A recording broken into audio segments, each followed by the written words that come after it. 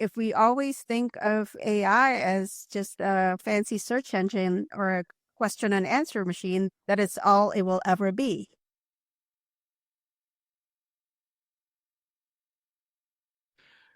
All right. Hey, everyone. Welcome to the AI SEO Insider podcast. I'm Chris Raulf, and this podcast cuts through the AI hype to talk with people getting real results. Today's guest is someone I saw present at DigiMarCon in Denver, I think back in October. And I'll be honest with you, her session changed how I think about structuring AI within my own agency. I run Boulder SEO Marketing. She wasn't talking about prompts or tools. Liza was talking about building an entirely new kind of marketing organization. So Liza Adams is an AI advisor and go-to-market strategist at GrowthPath Partners. She spent over 20 years as a senior marketing executive at companies like Smartsheet, Juniper Networks, Pure Storage, and Encompass Technologies. She's been in the trenches at big B2B tech, survived the Silicon Valley commute for years. Love to hear more about that, Liza. And now she's helping marketing teams transform into human and AI organizations. Human and AI organizations. Liza also publishes a bi-weekly newsletter on LinkedIn. I highly recommend you subscribe to that newsletter called Applied AI in GTM. Oh, and Liza, you're a fellow Boulder County resident. We have a high wind warning today. Do you still have electricity? Yeah, I have electricity, but I have a generator. So, oh man, I need to get one. So I have a little backup solution here. But hey, Liza, welcome to the show here. Thank you, Chris, for having me. I'm delighted to be here. Thank you so much. And we have about 30 minutes. I know you're very busy, so I appreciate you being here. So by the way, after your session, I implemented dramatic changes here at my company, Boulder SEO Marketing. We now have a N8N developer in Ukraine, and we built a department that specifically addresses building AI into everything that we do here at Boulder SEO Marketing. My goal is to automate basically 80% of everything that we do right now by the end of the year. And we are implementing AI agents that work alongside with employees. So thank you very much for that. Yeah, Liza, who do you work with? Who can benefit from reaching out to you? Yeah, so, I tell people I'm officially retired from corporate life. If this is work, then it's pretty darn good work, right? So, because I am truly following my passion and it doesn't feel like work. My passion is around elevating the strategic value of marketing, using business as a force for good, and ensuring diverse voices at every table. AI just happens to be an amplifier and a means to an end. And so now the work that I do is really around helping go-to-market teams, especially marketing teams, go through this AI transformation and inspiring them with what's possible with AI. But even before that, helping them understand how our customer behaviors and buyers' journeys and the way that our customers make decisions is changing as a result of AI. Because when we understand that, they're our North Star, right? When we understand that, we can better determine how to serve them better. So, I show them what our customers are going through, how they're using AI, and then how we then need to address it and serve them better with the use of AI, and then ultimately scale responsibly by working with AI teammates. Absolutely.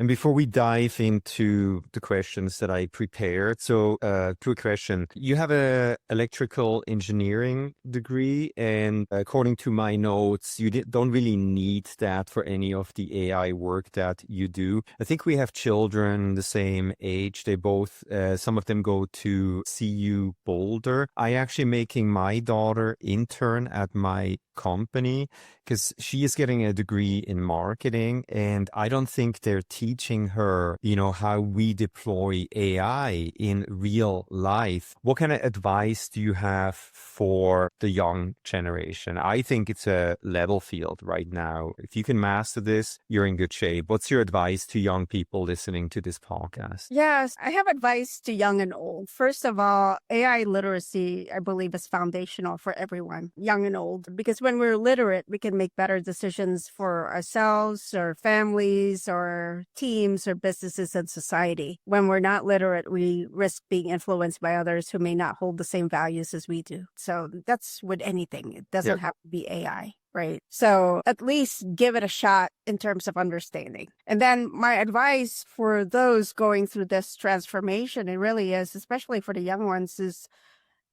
understand how to use it responsibly, because that will be the floor that you would need to overcome going into the workforce. That is the expectation, that people know how to use AI responsibly. And I think, it's a challenge given that some universities and schools are not teaching it, but we also can't place the blame on the teachers, because who is teaching the teachers, right? Yeah. So we've got a chicken or the egg kind of challenge here. So I really guide all of us to lean in, especially those who are AI forward and more advanced in this. Volunteer your time. Teach the children, volunteer as an advisor to the universities, right? Because if we simply rely on the teachers right now, then we're going to be in a bad spot.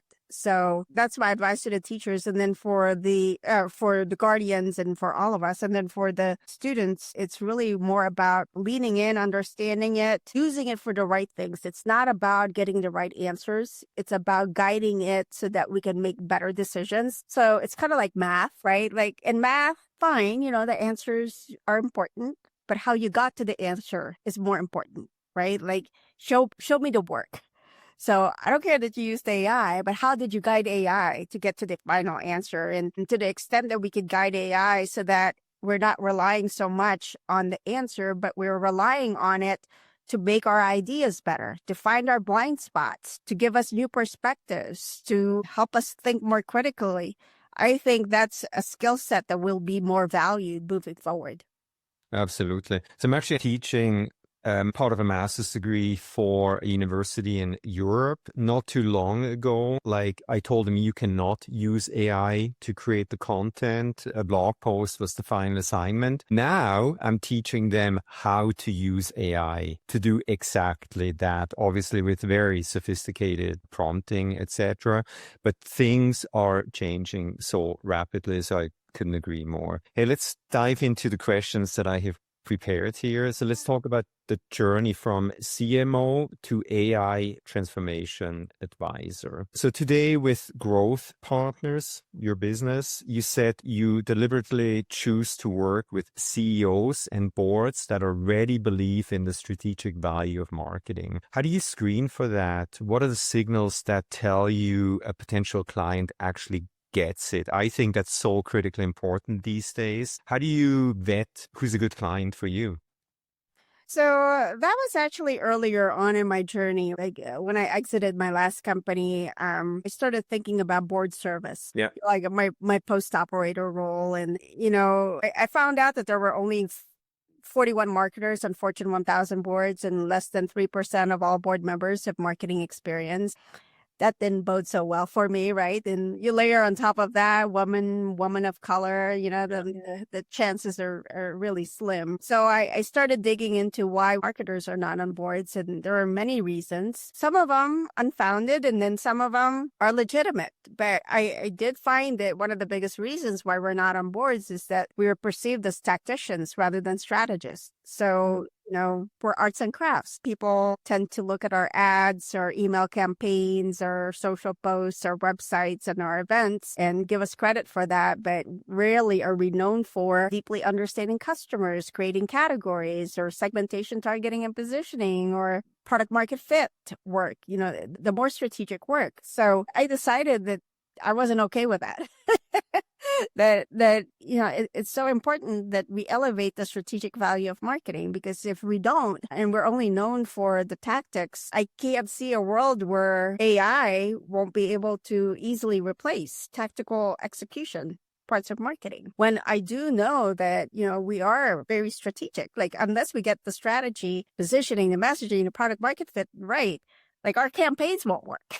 Right. So now I work with teams that believe in that. CEOs, CMOs, executive teams, marketing leaders that believe in that. Like, we're more than just the tactical execution. And in fact, I often say the majority of the AI use cases that I see today are in the tactical execution front. Help me create a blog, or help me develop an email campaign, and all sorts of things. But if we primarily use AI for the tactics and we don't use it for the strategic things like positioning and messaging and product market fit, and we get those wrong, then we're literally like doing an all-out campaign for snowblowers in Florida. Right? We're doing all sorts of personalization and all sorts of content creation, but it will never land in market because you don't have good product market fit. So I challenge people to actually use AI for not just tactical things, but also strategic things. So I look for those kinds of go-to-market leaders that believe in the strategic value of marketing and want to amplify it with AI. Absolutely. Well, and just briefly, why do you think that gap still exists? Or why do you think some CEOs don't get it, especially nowadays? Why is that? Any insights on specifically why that gap still exists? Well, many reasons. Part of it is there's just not a good understanding. And as marketers, we're probably also perpetuating that belief. Because not all marketers are created equal, right? Like, there are good marketers and there are not so good marketers. And the not so good marketers have perpetuated the thinking that we're just super good in tactics. So I'm not placing blame on either side. I think there's challenges on either side. So I think there's that understanding and us perpetuating it. And then secondly, right, there are some instances where we're not given the oxygen to do our work. Maybe it's relegated to product or relegated to the CEO who wants to do the strategy, right? Rather than looking to marketing for those types of things. Yeah, I agree. So I used to run an SEO agency. Over the last 6 months, we have transformed to an AI agency. Now, when I talk with potential customers, they're asking about AI development, deployment, implementation. That's why we had to build an department that specifically addresses that. I think a lot of businesses will go out of business as this technology advances. Follow the money, right? The client dictates who's going to stay in business. And if businesses are not able to adapt, I think they're going to go out of business. That's as simple as it gets. I think you will be very busy. You will continue to be very busy. Let's talk about from tools to teammates, the framework. So you break AI adoption, I believe, into 3 levels: tools, teammates, and orchestration.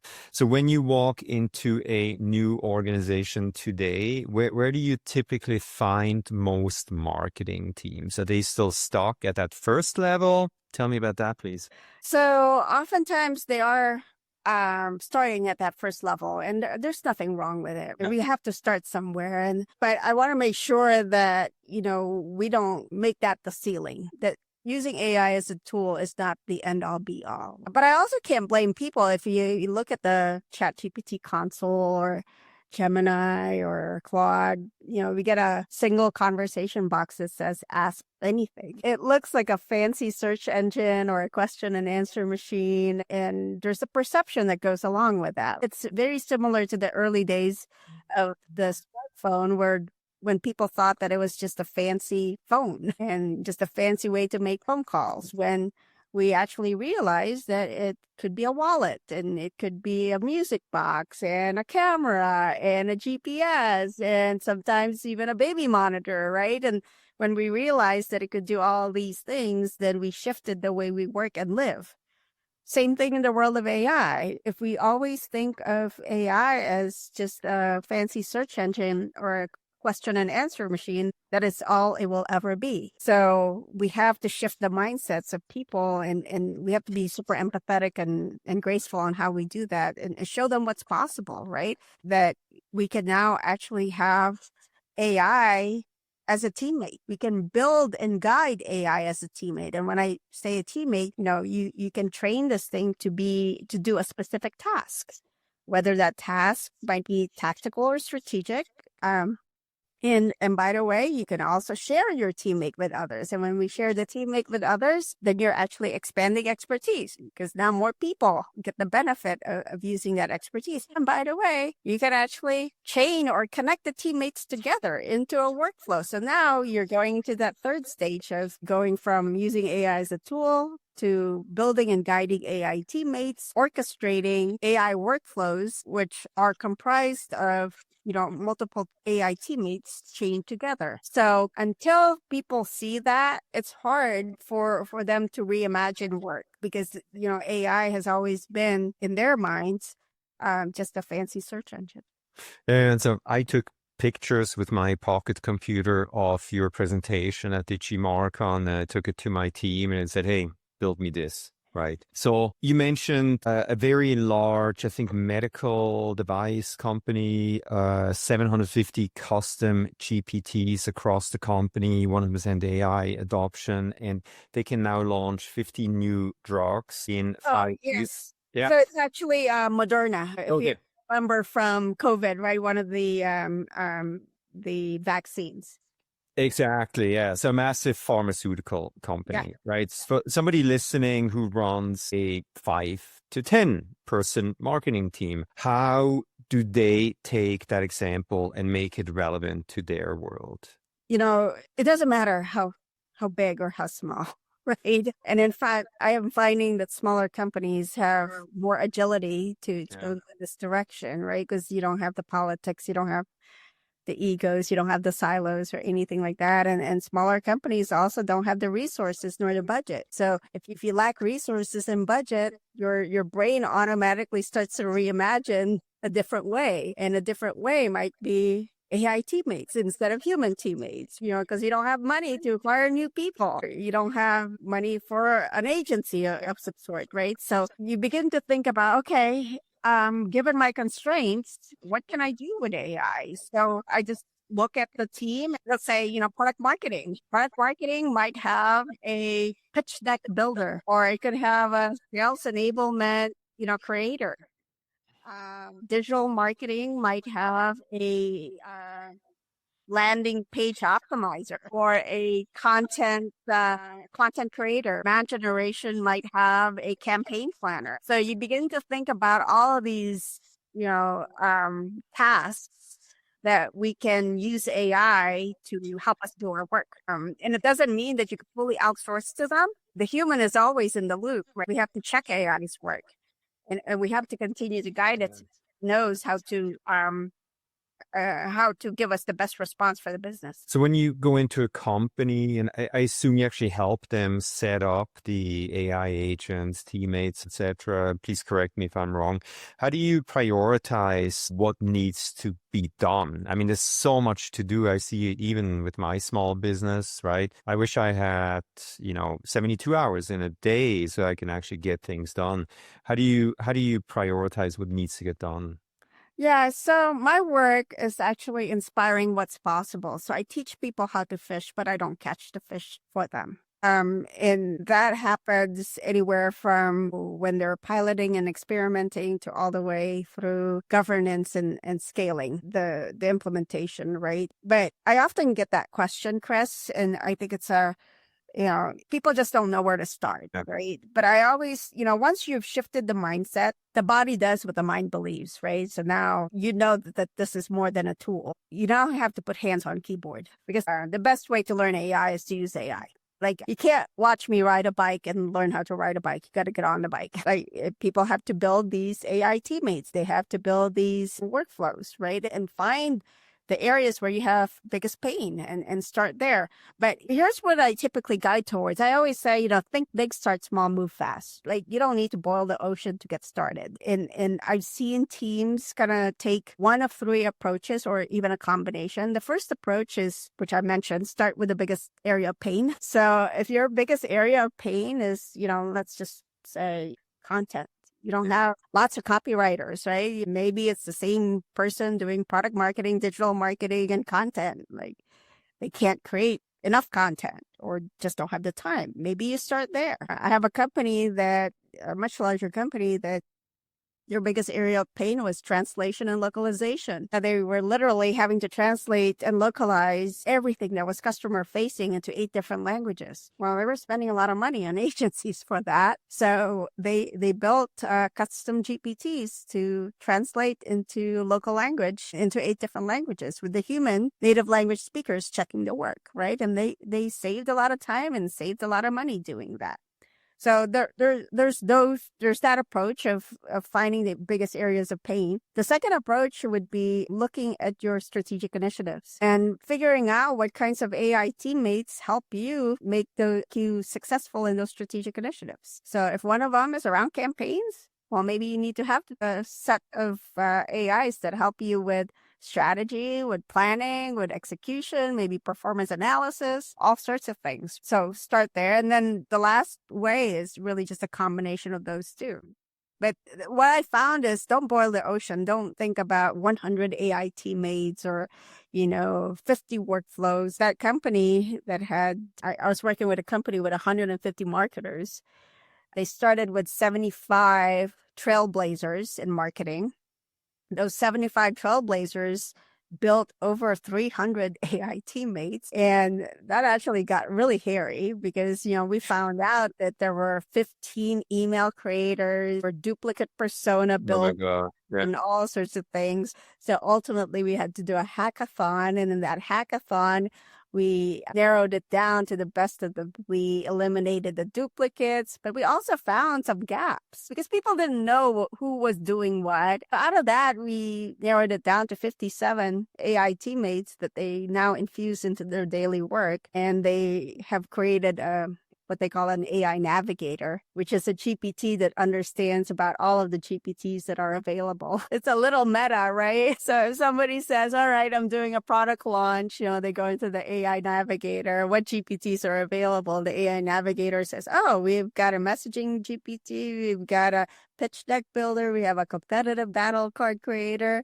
and it tells them what's available and who is managing those GPTs. So that's kind of like the scaling problem that happens. But even in that big company, we started with 2 workflows, an SDR outreach workflow that personalizes emails for specific personas depending on which phase of the customer journey they're in. And then one that is more of a content creator workflow for field marketers. And once we got that humming and we achieved some results, in fact, the SDR workflow achieved some amazing results. The engagement rates went from 15% to 40%. And which is amazing, right? Like once you have, a couple that inspires other people to build, and then it kind of snowballs from there. So very cool. So I'm sure you experience sometimes resistance, right? You get hired by the top people and then you come in and talk about AI. Can you share some examples? Have you experienced resistance? How did you overcome that resistance? Had people to be fired, re-educated? Just very briefly, how do you deal with resistance in terms I always say that the hardest part of AI transformation is not AI, right? The hardest part is people. It's human change management because we have passions, we have fears, we have egos and all sorts of things. And so it's not easy. There is resistance, and depending on what the resistance is, our response varies, but I have a lot of empathy and just give myself a lot of grace as we go through this, right? Because I use my husband as an example. He's a published author of young adult sci-fi novels. He hesitates to put his work into AI because he fears that it will ingest his work and then somebody else will be able to write his next series of novels, or AI itself will be able to write the next series of novels. But at the same time, he embraces AI from the perspective of robotics because he's a right leg amputee due to childhood cancer. And he believes that AI can change the way people work and live, especially those with disabilities, right? So even in a single person, the acceptance and adoption of AI varies quite widely. Paul Reitzer of the Marketing AI Institute came up with the law of uneven AI distribution that basically says that the value that you get out of AI is directly proportional to your access to it, your understanding of it, and what you're willing to give to get the value back. So, of course, people who are willing to give a lot of data, let's just say with travel, if you're willing to give it your passport and everything, of course, it can do a lot of things for you. But if you're only willing to give it your email address, then you can only get so much out of it. The resistance and the adoption varies in I've had some people say, hey, I will not engage because I believe that it will take my job and I will just simply be training this to do my job. And my response to that, I get it. I don't know that if people realize that 60% of the jobs that we have today did not exist in 1940. Yeah. So although we don't have any more elevator operators and stenographers, we now have software developers, social media managers, and digital marketers. So we figured out how to evolve, and those who can adapt, I think, will be in a position to take on some of these new jobs. But I think the difference now is that the technology is moving so fast, unlike other innovations that have come before it, right?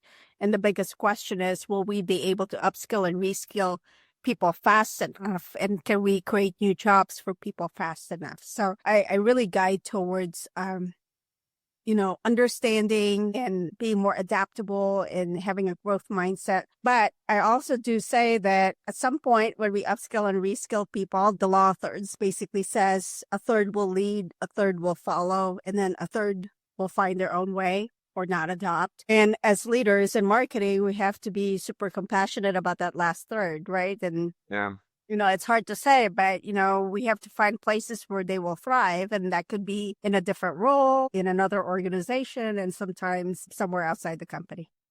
I couldn't agree more. I mean, obviously, I'm listening every day to podcasts by the people that drive this technology, right? So I think we're going to experience as humanity profound changes. It'll be very interesting. So let's just leave it at that. I mean, that's a whole other segment. Quick question. I think I remember you spoke about Megan Ratcliffe, who went from senior director of demand generation to a completely new role she invented called go-to-market architect. Instead of being automated out, she leveled up. What made leadership accept that new title and role rather than saying, great, you're automated, your old job, now we don't need you? Yeah, she's one of the biggest success stories. So Megan was the senior director of campaigns and integrated campaigns and growth. So as you can imagine, but she was one of the trailblazers at her company. She was building AI teammates to help her with campaign planning, design, strategy, and execution. But she actually took it a step further. Instead of just creating teammates for those things, she actually extended them and connected them to a sales enablement AI teammate, a GPT, and then into a CS onboarding GPT. So whenever she launches a campaign, the AIs can also help her enable or train the salespeople on this new campaign. And it will also help the customer support team better understand this campaign, and she's onboarding them. Well, now her job is no longer just running these campaigns. She is now going across the functions into sales and CS. And that's the full gamut, right? Going from marketing to sales to CS. She has become more valued in the business, more strategic, because she's cutting across the entire go-to-market motion. So rather than waiting for AI to tell her what her job will be or get automated out, she reimagined her work. Awesome. So I have 1,000 more questions. I think we have about 2 or 3 minutes left. So maybe we can do another interview in like half a year or a year down the road to see where we're at in this world.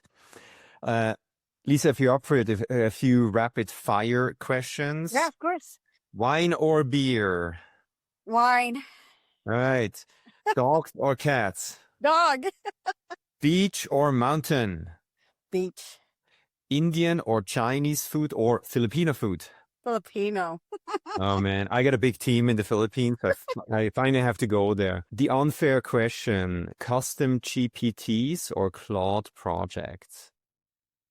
Claude project. Oh man, great minds. Right. Yeah.